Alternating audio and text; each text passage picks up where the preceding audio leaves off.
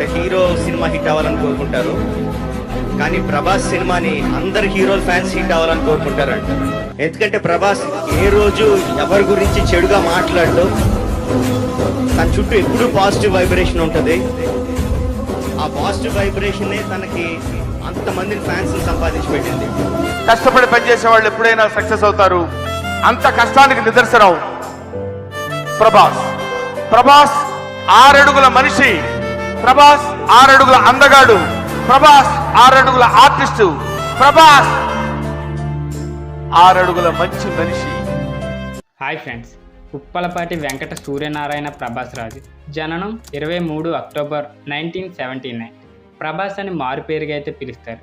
తన fans darling అని కూడా పిలుస్తారు. అతి తక్కువ వయసులోనే మంచి పాపులర్ పేరు తెచ్చుకున్న ప్రభాస్. సో తెలుగు సినిమాలో ప్రధానంగా పనిచేసే ఒక భారతీయ నటుడు. సో ఈయనకి ఇంటర్నేషనల్ స్టార్డమ్ కూడా వచ్చింది.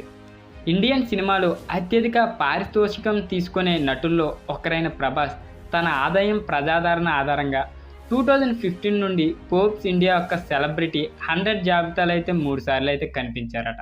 ఆయన 7 ఫిల్మ్ఫేర్ అవార్డ్స్ అండ్ సౌత్ నామినేషన్లు అందుకున్నాడు. అంతేకాకుండా Nandi awards and SIIMA awards కూడా ఆయన గెలుచుకున్నారు. ప్రభాస్ని ఎందుకు టార్గెట్ చేసి కొంతమంది ట్రోల్ చేస్తున్నారు. బాహుబలితో మంచి క్రేజ్ అండ్ పేరు తెచ్చుకున్న ప్రభాస్ని ఇప్పుడు ఎందుకు అలా చిన్న చూపుగా చూస్తున్నారు? అసలు ఈ కుళ్ళుబోతనం ఎందుకు వచ్చింది? సో ఇండియన్ ఫిలిం కేటగిరీలో సో ఈ రోజు వీడియోలో అయితే తెలుసుకుందాం. సో వీడియోని అయితే ఎక్కడ స్కిప్ చేయకుండా పూర్తి వరకు చూడండి. అలాగే ఇప్పటివరకు మన ఛానల్ సబ్స్క్రైబ్ చేయని వారు ఎవరైనా ఉన్నా, లేకపోతే కొత్త వారు చూసినట్లయినా కింద సబ్స్క్రైబ్ అనే బటన్ ఉంటుంది, దాని పక్కన బెల్ ఐకాన్ ఉంటుంది, తప్పకుండా ఆన్ చేసుకోండి. అలాగే మన ఛానల్లో మంచి ఇన్ఫర్మేటివ్ అండ్ నాలెడ్జ్ వీడియోస్ ఉంటాయి, దయచేసి సపోర్ట్ అయితే చేయండి, మన ఛానల్ సబ్స్క్రైబ్ అయితే చేసుకోండి. సో ఇంకా వీడియో టాపిక్లోకి వెళ్ళిపోదాం. 2002 తెలుగు మూవీ ఈశ్వర్తో ప్రారంభమైన తన నటనారంగ ప్రవేశం అయితే చేశాడు. తర్వాత రొమాంటిక్ యాక్షన్ చిత్రం వర్షం తన పురోగతిని అయితే సాధించాడు. సో ఆ సినిమా మంచి బ్లాక్ బస్టర్తో మంచి కలెక్షన్ రాబట్టడంతో మంచి పాపులారిటీ అండ్ ఫ్యాన్స్ ఫాలోయింగ్ కూడా అప్పుడు బాగా పెరిగింది. అంటే లవర్ బాయ్ కింద అమ్మాయిలు అబ్బాయిలు బాగా ఇష్టపడటం అయితే ఆ మూవీని స్టార్ట్ చేశారు. తర్వాత 2005లో ఛత్రపతి, ఇంకా 2008లో బుజ్జిగాడు, ఇంకా 2009లో బిల్లా, ఇంకా 2010లో డార్లింగ్, ఇంకా 2011లో మిస్టర్ పర్ఫెక్ట్ అండ్ 2013లో మిర్చి. ఈ సినిమాలన్నీ మంచి పాపులర్ అండ్ మంచి క్రేజ్ తెచ్చిన సినిమాలు అనమాట ప్రభాస్ సినీ ఇండస్ట్రీలో. సో మిర్చిలో తన నటనకు గాను ఉత్తమ నటుడిగా రాష్ట్ర నంది అవార్డు అయితే అందుకున్నారు. ఇక 2015లో ఎస్ఎస్ రాజమౌళి యొక్క ఎపిక్ యాక్షన్ చిత్రం బాహుబలి ది బిగినింగ్లో ప్రభాస్ టైటిల్ రోల్ని అయితే నటించారు. ఇది ఇప్పటి వరకు అత్యధిక వసూలు చేసిన 4వ భారతీయ చిత్రం. తర్వాత అతను దాని సీక్వెల్ బాహుబలి 2 ది కన్క్లూజన్ అని 2017లో తన పాత్రను తిరిగి పోషించాడు. ఇది కేవలం 10 రోజుల్లోనే అన్ని భాషల్లో ఏకంగా 1000 కోట్లు అయితే సాధించారు. సో దాదాపు $155 మిలియన్ అయితే వసూలు చేసిందట.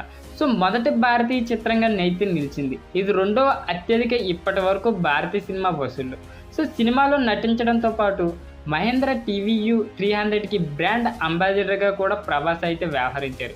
సో మేడమ్స్ టూసాడ్ మైనప్ మ్యూజియంలో కూడా తన మైనపు బొమ్మ శిల్పాన్ని అయితే అందుకున్న మొదటి దక్షిణ భారతీయ నటుడు ప్రభాస్.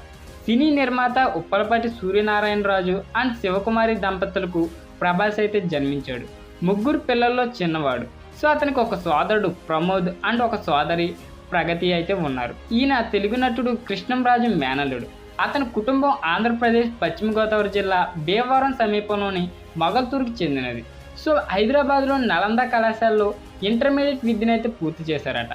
ఆయన విశాఖపట్నంలో సత్యానంద్ ఫిలిమ్స్ ఇన్స్టిట్యూట్ అయితే పూర్వ విద్యార్థి. 2002లో ఈశ్వర్ సినిమాతో తన జీవితాన్ని ప్రారంభించిన ప్రభాస్ 2003లో రాఘవేంద్ర హీరోగా అయితే నటించాడు. 2004లో వర్షం, అడవిరాముడి చిత్రాలు అయితే కనిపించాడు. ఇక 2005లో అతని చక్రంలో ఎస్ఎస్ రాజమౌళి దర్శకత్వం వహించిన ఛత్రపతి చిత్రంలో అయితే కనిపించాడు. ఇందులో అతను గోండాలచే దోపిడీ చేయబడిన శరణార్థి పాత్రను అయితే పోషించాడు. 54 సెంటర్లలో 100 రోజుల రన్ అయితే సాధించింది ఛత్రపతి సినిమా. తర్వాత అతను పౌర్ణమి, యోగి అండ్ మొన్నాలు అయితే నటించాడు. ఆ సినిమాలు పెద్దగా రాణించలేదు, కానీ 2009లో అతను 2 చిత్రాలు Billa, Ek Niranjan and Indian glitz బిల్లను స్టైలిష్ అండ్ విజువల్ రిచ్ అని అయితే పిలిచింది. సో ఆ మూవీ చాలా స్టైలిష్ లుక్తో అయితే ఉంటుంది అనమాట. సో 2015లో ప్రభాస్ శివుడు, మహేంద్ర బాహుబలి అండ్ అమరేంద్ర బాహుబలిగా ఎస్ఎస్ రాజమౌళి ఇతిహాసం బాహుబలి ది బిగినింగ్లో అయితే కనిపించాడు. ఈ చిత్రం పాన్ ఇండియా ఫిలిం పేరుతో కొత్త చలనచిత్ర ఉద్యమాన్ని అయితే ప్రారంభించింది. ప్రభాస్ దాని సీక్వెల్ బాహుబలి 2 ది కన్క్లూజన్ 2017లో తన పాత్రను తిరిగి అయితే పోషించాడు. అతని కన్క్లూజన్ తన నటనతో ఉత్తమ నటుడిగా తెలుగు సైమా అవార్డుని అయితే గెలుచుకున్నాడు. సో బాహుబలి పాత్ర కోసం తన బరువును ఏకంగా 105 కిలోల వరకు పెంచుకున్నాడట. 2009లో ప్రభాస్ సుజిత్ దర్శకత్వంలో యాక్షన్ థ్రిల్లర్ సాహోలో అయితే నటించాడు. సో ఇది ప్రతికూల సమీక్షలను అందుకున్నప్పటికీ ఈ చిత్రం 433 కోట్లకు పైగా వసూలు అయితే చేసింది. తెలుగు వాళ్ళు రాణించకపోయేసరికి బాలీవుడ్లో అయితే మంచి వసూలు అయితే రాబట్టింది.